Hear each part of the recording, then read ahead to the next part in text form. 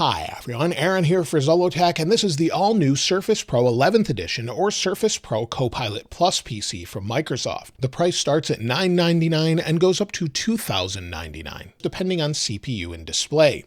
You have an OLED option, which we have here, and as you'll see, it has a Snapdragon X Elite processor, 16 gigs of RAM, and 1 terabyte of storage. You have a 32 gigabyte option, and this is supposedly 90% faster than Surface Pro 9. We also have the new keyboard. We'll take a look at that in a moment, but let's go ahead and open this up and take a look. So we'll pull this back here, open it up, and this is the new Sapphire color. We have Sapphire, Dune, Platinum, and Black. Let's take this out of here. This looks really great, just like the new laptop, and let's see what we have in here. So just like you would expect, basically the same thing we had with the laptop. So a quick start guide that explains all of the different ports and things, and then our warranty card. So that's pretty much all you get with it. Nothing special there. And as far as the plugs go, let's take a look here. We have our Surface connector plug. So our AC to wall adapter plug that just plugs into the Surface block here. And then let's go ahead and open this up. We just have a Surface connector on the other end. See if we can open this. And just like the Surface laptop, this has a 39 watt adapter. So pretty much the exact same thing inside here. Let me set this aside. Now let's go ahead and take a look at the ports. On the left-hand side, we have two USB-C ports. These are capable of USB 4.0 and also support Thunderbolt.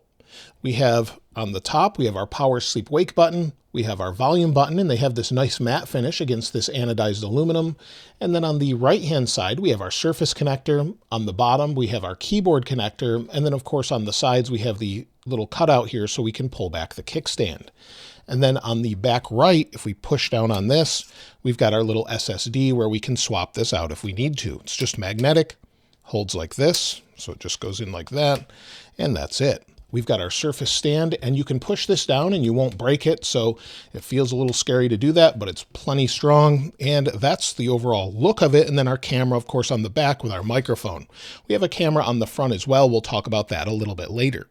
Now let's go ahead and take a look at the keyboard so we can put this together and then get it set up. And this is a little bit different this year where it's much more expensive and you can use it without being connected to the device. We'll show you that in a little bit, but this comes in at $449.98. Very expensive in black or sapphire colors, and it's reinforced with more carbon fiber. So let's see if we can open this up here. Let's open it up, and we have the pen with it as well. There we are. So it is an Alcantara material, it looks like. And that's all you get in here. So just sort of a quick start guide, and then the material itself. Feels just like the other ones. And then, of course, we have our pen in here that just charges while it's in place, and the keyboard itself. It feels very rigid. You can fold this back on itself this time. So fold it back like that, and then use it on the table separate from the Surface Pro itself. So that'll be nice to try out. Now, the good news is this Surface is still compatible with older keyboards. So you don't have to buy the new one. It's compatible with the Surface Pro Flex keyboard, Surface Pro keyboard with pen storage, Surface Pro Signature keyboard, Surface Pro keyboard, and Surface Pro X Signature keyboard, and Surface Pro X keyboard. So it's great that it has compatibility for all of that. We'll click that into place magnetically. Has a nice strong attachment there. And then, of course, we can stick it up on the screen like this to give it a little bit of an angle. Let's open up the kickstand here and turn it on. So we'll turn it on for the first time. Let's set the boxes aside here. While we wait for this to boot up, the overall weight of the device is 1.97 pounds without the keyboard, or 895 grams. So it's pretty light overall. Now let's connect this back on. And then, of course, we have 2-watt speakers with Dolby Atmos. And then we also have dual studio mics. We'll take a listen to the speakers a little bit later. Now, as far as the display, while we're still waiting for this to boot up, this is a 13-inch PixelSense Flow display with a 2880 by 1920 resolution at 260 pixels per inch. It's the same as the Surface Pro 9. Has a 120 Hz display, Dolby Vision IQ, and Gorilla Glass 5. And again, like I mentioned, it will support up to 3 external displays plus this display. So it looks like we're ready to go. Let's go ahead and see if we can turn the display down at all. There we go.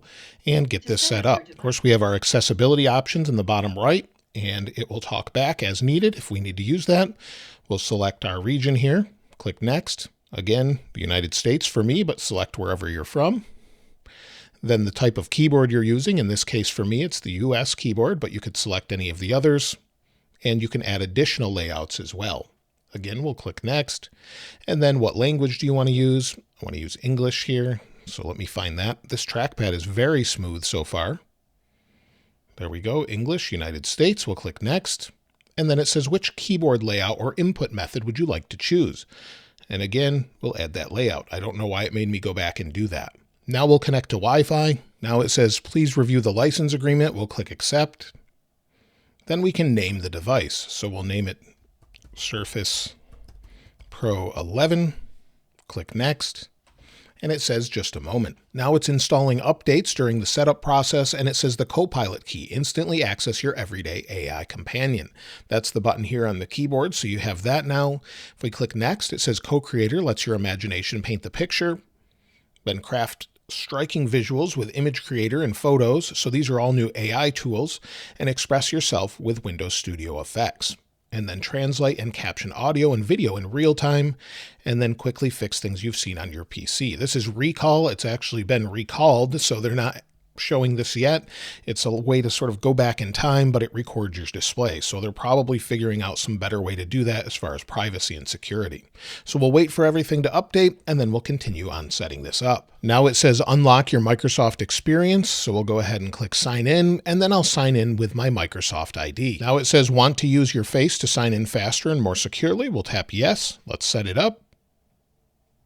And then we'll tilt this towards my face here, see if we can get it set up.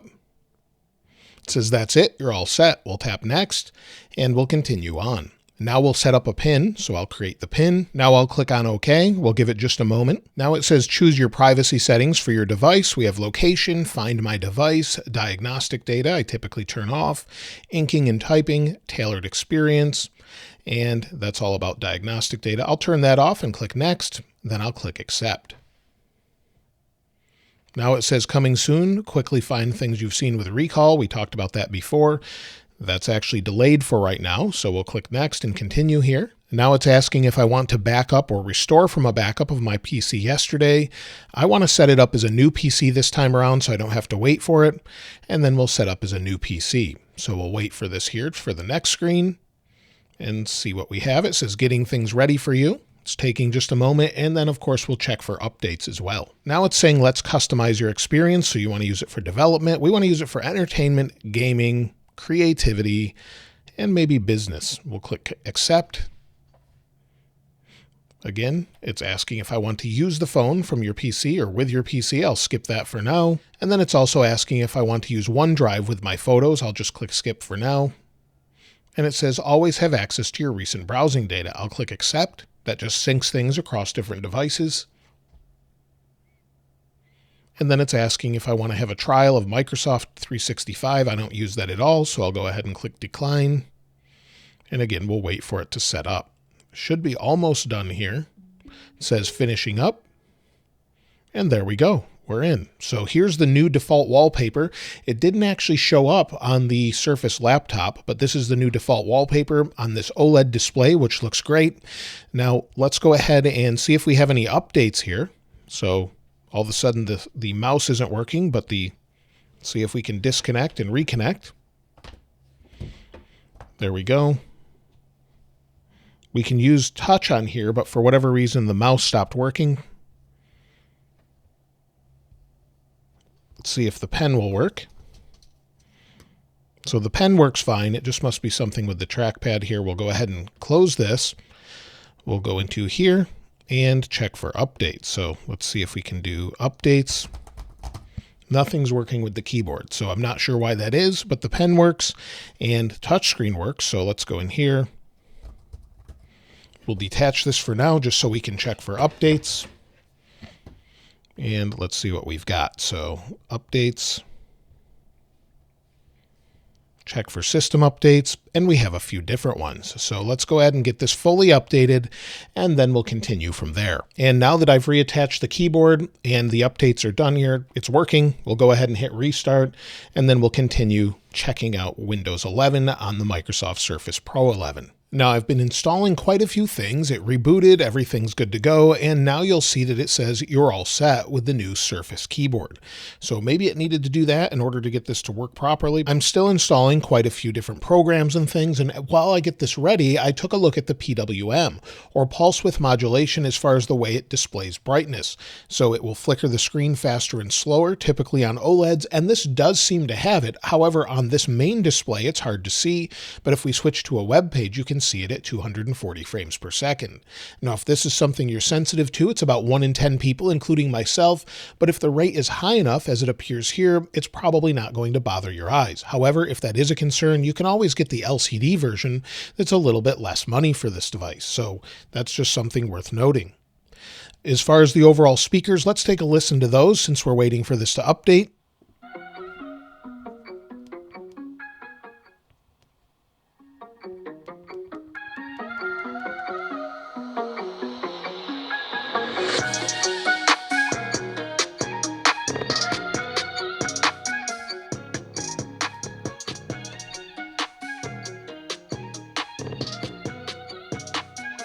The speakers are nice and loud. They go very loud, much louder than I would have expected, and they have decent bass. Not incredible, but it definitely seems a little bit better than the Surface laptop to me and seems less distorted at higher volumes, so pretty impressive overall. As far as the heat of the device, well, while I'm installing a ton of different updates, it's very hot in the back. I don't actually hear any fans, although maybe there is one. It's very, very quiet. So again, take a listen. I'll hold it like this and move the microphone. I've not heard the fans get any louder than that whatsoever, so that's pretty impressive. As far as the keyboard goes, before we check benchmarks and everything else, the keyboard feels very solid, very rigid this time around compared to previous ones I've used. We can detach it just like this, so detach it, then fold it in on itself, and then we can still continue to use it. So you'll see here, it just works wirelessly now, which is really nice. So if you want to use it like that, go into Edge or Chrome or whatever you'd like. The trackpad works really well. In fact, this is probably the closest to a Mac trackpad I've used. Very, very similar. Swipe up, go into all of your different things. You'll see it's a little bit choppy because I'm installing so many things, but it was very fast before. If you want to attach it, of course you can. And then if we go in like this, and then if we take the pen out, this is a little bit tricky to get out of here. Take the pen out, click the button. Let's see if we go home. And then, of course, it's just Windows Ink, just like you would expect. So we can go into our different apps. Whatever you want to use, you have the option for. So there's 365. If we want to go into CoPilot, we can do that. And, of course, we have the new CoPilot key. So if we go into CoPilot and say, tell me about the new Surface Pro 11, give it a second. It should return something here. It says the Surface Pro 11 is Microsoft's latest 2-in-1 laptop. It talks about the Snapdragon X Elite and Plus processors and the optional OLED display. So it has a 1,000,000 to 1 contrast ratio. So really nice to have that option with CoPilot. And then again, with Windows Inking, you have all of the different options. So click the pen here. If we want to go into the settings here, that'll open OneNote, of course. But let's see if we can go into our We'll go into OneNote, agree, got it. And then, of course, let's close all of these out. We'll click, hit next, don't send, don't personalize, that's fine. And, of course, we have all of our different options here, like you would expect. So really nothing new here, although we do have a little bit of haptic feedback, it feels like, in the pen itself. But it's what you would expect with Windows Inking. So if we go in here and we'd want to draw on anything, we can do that, or you can just use it to browse if you want. And this touchscreen is super sensitive, just like you would expect. A little bit of chop again as I'm installing so many different things. As far as the sound of the keyboard, let's go ahead and take a listen to that. So again, we'll go into OneNote. This is the new Surface Pro. Take a listen to how it sounds.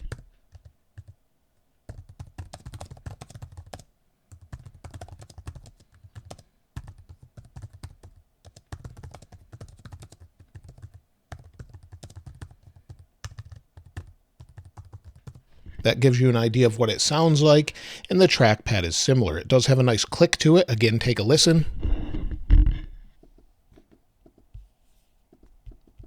And that gives you an idea of it overall. So really nice keyboard. I do like that you can detach it.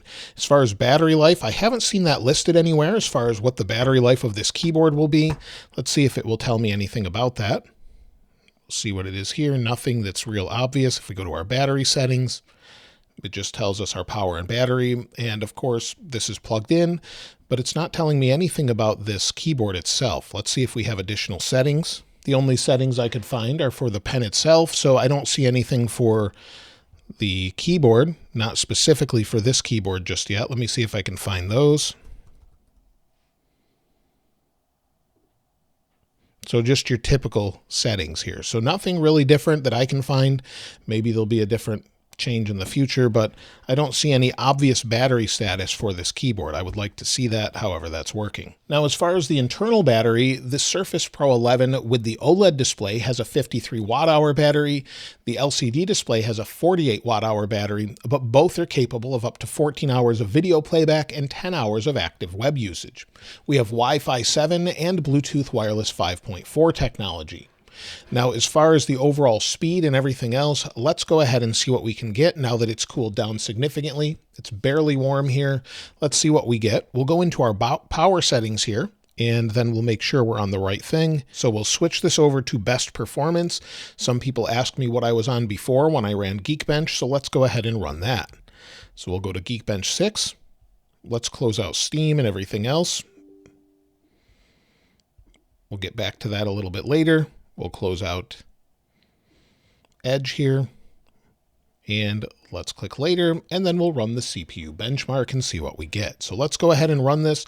Keep in mind it did just install a bunch of things, but let's see what we get. It was pretty impressive before, and Microsoft compares this to the M3 from Apple, so we'll see how it compares with that, and the M4 with the iPad. Benchmarks completed, and we have 2,816 for single core, 13,828 for multi-core. Keep in mind we're in performance mode here, so if we go to the battery, you'll see it says best performance there. So that's what I'm scoring right away, just running this for the first time. And compared to the M3 on my MacBook Air I tested a little while ago, I had 2,993 for single core and 11,254 for multi-core on the MacBook Air. Compared to the new iPad with M4 in it, let's go ahead and take a look as I have one here, and you can see the difference in scores. So definitely a difference where the M4 iPad Pro has 3,776 for single core, 14,215 for multi-core. To me, the impressive thing here is this is plenty fast compared to any of the Apple products, and hopefully can play games and things like that. Let's test a couple, and I did try to install Call of Duty. It won't let me do that, so it will not allow me to install it. I tried through battle.net. Nothing was working like that at all. So unfortunately, it won't let me do that, but I was able to install the Finals and City Skylines. So if we go into City Skylines, we'll give it a second to run here. Now that it's starting to run the game, I can definitely hear the fans. They're a little bit louder. Again, take a listen. Not real loud at all, though. You can hear them, but they're not overly loud, but that's probably the loudest they get. So again, we'll wait for this to load. It is taking a moment since it's the first time. Now, by default, it has it at 1600 by 900, and then it has all of the quality settings to high. Now, this is not the latest version of City Skylines. I actually don't really care for that one. But as we zoom in and out, you'll see the frame rate does lag at first. That's very normal, even on my RTX 3090. So once we zoom in here, maybe we'll tilt, go in, rotate around, and you can see everything looks pretty good. Now, once you zoom in and out, it speeds up as far as the frame rate goes, like I mentioned. And then if we press play, running at the fastest speed here, if we zoom back in, see if we can zoom in here, you can see traffic on the road. Let's move over. And it's not incredible frame rate, but this game isn't incredible. But just to be able to run this on a tablet with all these settings in high, there's rain going on, is pretty impressive. Not incredible, but definitely really nice. So you could play this game on here. It's from Steam. Let's go ahead and quit that. We'll quit to desktop, and then let's see if we can run the Finals and what kind of frame rate we get with that. Now it's launching the Finals. Let's see what happens here. See how long this takes. And I've tried to load this multiple times, both within Steam and without, and it's just not working for me. Let me give it one more try and see what we can do, and I can't get it to run. So there's definitely some odd things going on with this. In previous videos, I wasn't able to run XDefiant. I can't install Call of Duty, so I wouldn't buy this if you were planning to game anyway. And then someone else had actually asked me to see if Figma would run. So let's see if we can get that to run as well. So within Figma, here's a flowchart, and it looks like it runs just fine. So if you want to use the pen, of course, you could mark things up. You could just draw with the pen. So if we take this out, then we can just mark things up as needed, whatever we want, use the pen with it, and then also design with Figma as well. So you have all of the options here, and it looks like after just using this for a moment, and I'm not familiar with this program very much at all, but it looks like it's very fast when I'm using it. And again, this is a version that's actually designed for ARM. So this should be much faster than normal, as it's more of a native app compared to something else. So again, everything's really seemingly fast, feels very responsive, and I'm not an expert in this app, but it seems very, very fast. Another thing I wanted to mention that I forgot earlier is the keyboard does have a backlight. So if I turn off the lights here, press this button, you can see that we have different levels of backlight. So if I press this button, we do have a backlight. And if I disconnect the keyboard here, let's do that. Again, we still have a backlight while it's disconnected. So it's great that it has that feature. As far as the camera goes, let's go ahead and go into the camera. We'll open the app here and we'll test it out. So give it just a moment here. You can see the camera here with the effects. So in the upper right, we've got automatic framing, eye contact, background effects with standard and portrait blur. So if we have it blurred, let's go ahead and see what this actually sounds like. So we'll hit record. And this is the forward-facing camera on the new Surface Pro 11. It looks a little bit choppy on the display as I'm recording, but let me know what you think it looks like as far as the quality and as far as the audio. I did make a mistake in my last video with the Surface laptop where I brought the audio over from this microphone. So this time I'm using the correct audio from the Surface Pro, but again, let me know what you think of it in the comments below. So we'll stop that, and then of course we can take photos and everything else, and there's not a whole lot more to do with this other than record photo and video, and then of course it would be fine for different meetings and things. You have the rear camera as well, and I wouldn't recommend using it for anything serious, but you have it there as an option if you want to. So 4K video on the rear camera. So I think this is a pretty capable machine so far. I wouldn't recommend it for gaming necessarily, but until things are more native or you want to play specific games, I'd probably hold off on that. But either way, this seems plenty fast. Just using it, maybe you want to use Chrome. Everything just seems fairly fast here. No issues whatsoever. If we go to Microsoft, of course, we'll go to Microsoft Surface. Everything loads nice and fast with Wi-Fi 7, and it seems very smooth. I think a lot of people will really like this for regular work, and it doesn't seem to be limited other than in gaming with the new ARM processor. So Photoshop should work on here. Premiere isn't exactly for this device yet, but I'm sure they'll update it. But it seems plenty fast as far as those who have tested that out. But let me know what you think of the new Surface Pro 11. Are you picking one up, or what do you think about this between the laptop? This new processor seems really nice and should help with battery life and hopefully performance with upcoming games, and the switch sort of to ARM overall. If there's anything you'd like to see specifically about this device or the Surface laptop, let me know in the comments below. And if you haven't subscribed already, please subscribe. And if you enjoyed the video, please give it a like. As always, thanks for watching. This is Aaron. I'll see you next time.